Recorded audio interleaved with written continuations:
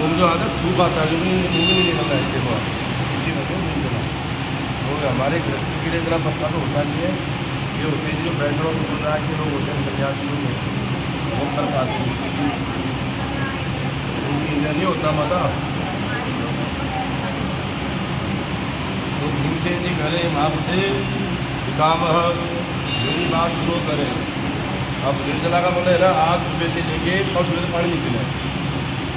आज की सुबह और कल सूर्य होने के बाद जब पूजा होगी तब पानी पीना। भीमसेन महाराज करें महाबुद्धि पितामह मेरी बात शुरू करें। युधिष्ठिर द्रौपदी अर्जुन नकुल सहदेव एकादशी जी लोग भोजन नहीं करते हैं और मुझसे भी कहते हैं कि अरे भीमसेन कैसा आदमी है, कभी तो पढ़ते तब जाकर भाई एकादशी को खाना मत खाओ। तो भीमसेन कह रहे भ्राता मेरे से भूख सहन नहीं होती है कि मैं बड़ा पेट वाला दुर्गोदर हूँ, दुर्गोदर बड़ा पेट वाला हूँ। मेरे अंदर जो अग्नि है पेट के दिमाग्नि जो खाना पचाती है वो क्षण में जल जाती है और जितना खाता हो तो मैं पच जाता है, इसलिए मेरे से तो वक्त रहा ही नहीं जाएगा। तब भीमसेन वचन सुनकर व्यास जी बोले अगर तुमको स्वर्ग जाना है तो बताओ, नरक जाना है तो बताओ।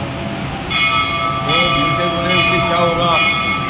देखो अगर स्वर्ग की प्राप्ति करनी है तो मैं आज जगह तक करना ही होगा, क्योंकि मनुष्य के अनेक प्रकार के पाप मनुष्य कर बैठता है, नाना प्रकार के अपराध आदमी कर बैठता है, जिसके कारण को बड़ा दुख होता है उसको।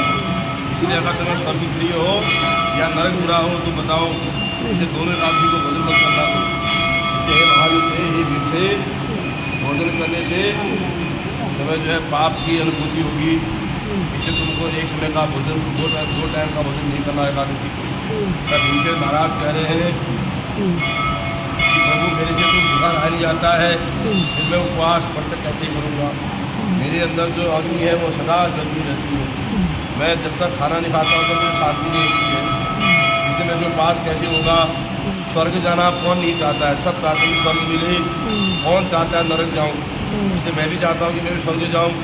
इसलिए अगर आप बता ही रहे हो तो मुझे बताओ कोई ऐसा उपाय है जो स्वर्ग पहुँचा देता हो।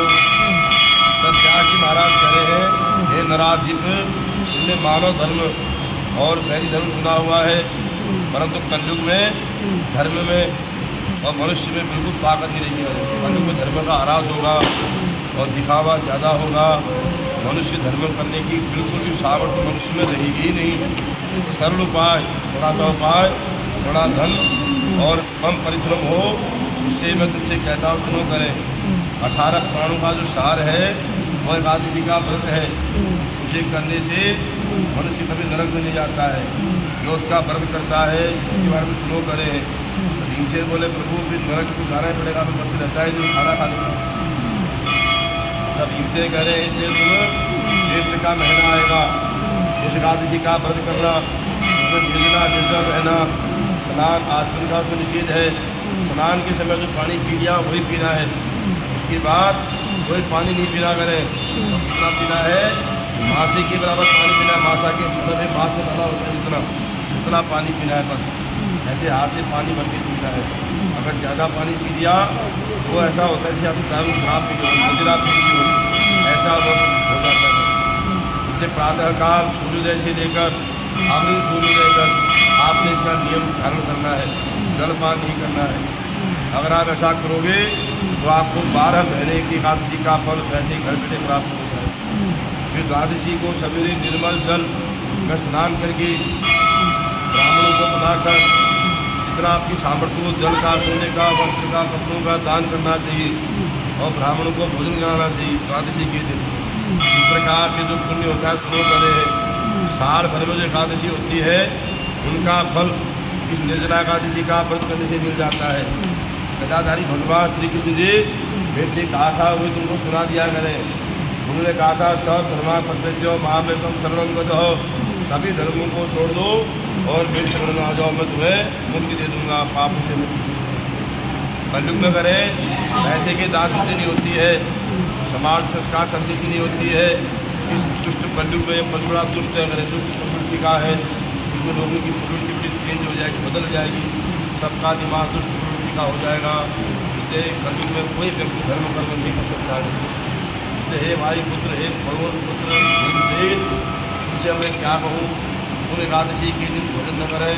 श्रेष्ठ एकादशी में जो पुण्य फल मिलता है, सब तीर्थों का जो पुण्य होता है, सब दान का जो फल मिलता है, वह एकादशी का व्रत करने से मिल जाता है। इसलिए हे विभूषण, निर्जला एकादशी का व्रत किया। इस प्रकार व्यास जी की बातों को सुनकर, व्यास जी कथा को सुनकर भीमसेन ने भी इस एकादशी का व्रत किया था, जिस कारण से इसको भीमसेनी एकादशी भी कहा जाता है। इसलिए हे राजन युधिष्ठिर, इस प्रकार से पापों को दूर करने के लिए तुम भी व्रतपूर्वक एकादशी का व्रत करना। आज भगवान के आगे प्रार्थना करना, मैं आज निर्जल रहूँगा, निराहार रहूँगा, एक दिन भोजन को, दूसरे दिन आज पूरे दिन भोजन नहीं करना, सुबह और शाम को प्रातः काल द्वादशी को उद्यापन करने के बाद ही मैं भगवान आपका भोजन के साथ ग्रहण करूँगा। इस प्रकार मंत्र को पढ़कर और भगवान के आगे प्रार्थना करके व्रत को प्रारंभ करना चाहिए आज के दिन। और अपनी इंद्रियों को वश में करना चाहिए। चोरी है, चुगली है, अनेक प्रकार की जो प्रवृत्तियाँ उनको नहीं करना चाहिए, त्याग देना चाहिए। और अपने पापों के बारे में प्रार्थना करनी चाहिए कि मुझसे अपराध हो गया हो, वैसे कोई गलती होगी हो तो मुझे क्षमा करें, मैं आइंदा ऐसे कार्य नहीं करूँगा। इस प्रकार से भगवान के आगे प्रार्थना करनी चाहिए। और इस प्रकार से मंत्रांतर के समान, अर्थात जिसके बड़ा हिमालय के बराबर जिसने पाप किया हो, वह पाप मनुष्य के नष्ट हो जाते हैं। तब करें कि अगर सामर्थ्यवान हो तो रात्रि को जागरण करें, जागरण। और निर्जला के दिन अन्न का दान है, द्वादशी के दिन, और शैया दान है, आसन है, कमिटन है, छाता है, चप्पल है, ऐसी बात को दान देना चाहिए। जो व्यक्ति मरने के बाद उसकी आत्मा को भगवान के पास लेने के लिए आते हैं और जो इस कथा को सुनते हैं, इस व्रत को करते हैं, निसंदेह व्यक्ति स्वर्ग की ओर जाता है। सूर्य ग्रहण करने से या श्राद्ध करने जो फल मिलता है, करें सूर्य में कुरुक्षेत्र में नहाने का जो फल मिलता है, वह फल एकादशी का व्रत करने से मिल जाता है। दातुन करने का नियम करें, केशव भगवान प्रसन्न करने के लिए एकादशी का व्रत करें और प्रार्थना करें कि अपने जल के सिवाय किसी दूसरे का अन्न ग्रहण नहीं करूँगा, किसी दूसरे का जल नहीं ग्रहण करूँगा, अपना ही होना चाहिए, होना चाहिए। और अगला पति क्या खवा रहा है, क्या खिला रहा है, कोई। इसलिए शुद्धता बहुत जरूरी है। हम व्रती करते ना, क्या करते हैं कि शादी क्या होता है तो आप फ़ोन करते हैं, पंडित जी अब तो 12 बजे खाने खाना, तो कभी नहीं खाना चाहिए।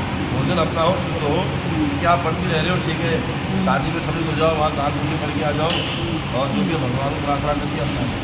लेकिन यहाँ पर 12 बजे खाना खाने पड़े। इस प्रकार से करें कि दीपक जलाकर भगवान का द्वादशी के दिन गंदे से, अक्षत से, पुष्प से, रावण से इत्यादि से पूजन करना चाहिए। वामन भगवान का पूजन करना चाहिए।